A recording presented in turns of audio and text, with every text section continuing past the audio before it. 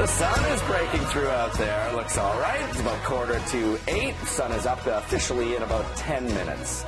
You're watching Breakfast Television. Thanks for staying with us. Now, KidSport has launched our 7th year of their campaign, Give the Gift of Sport. And it's to raise money to help get kids involved in organized sport. I'm joined by Pete Quavelin. Pete? Sure. Close enough?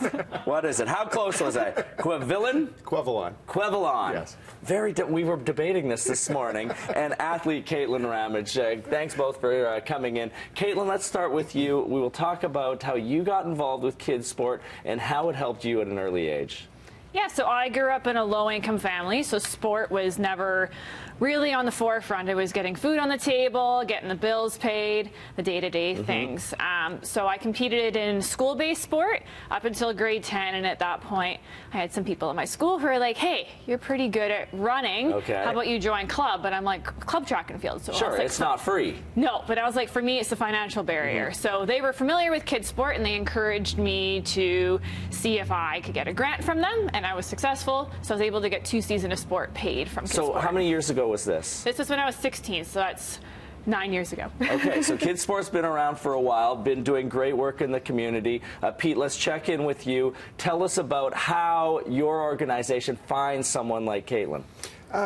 It's the sport network in this province, Michael, that really identifies kids. It's the coaches, the administrators, the school principals, the athletic directors who are closest to the kids who really need our help and really help us to sort of identify the kids in need. And we try and make the process of application as simple and easy and painless as we can.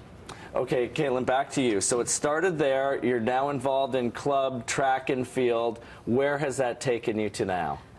So in high school, I made my first national team, so I got to compete for Canada. I've made provincial teams, and I was able to go to university because of sport as well. So you went from running initially, cross-country, middle distance running, and now you are a high-level race walker. That is correct. Okay. What is next for you? What's on the horizon? Yeah, so 2019 is a pretty big year of national teams in the track and field world. So for me, the first one is trying to make the 2019 Pan American Race Walk Cup, which is down in Peru, or it's in Mexico, I believe.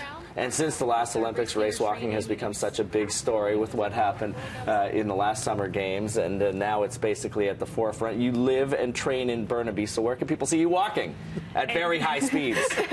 In Burnaby, I train around the Metrotown area, so.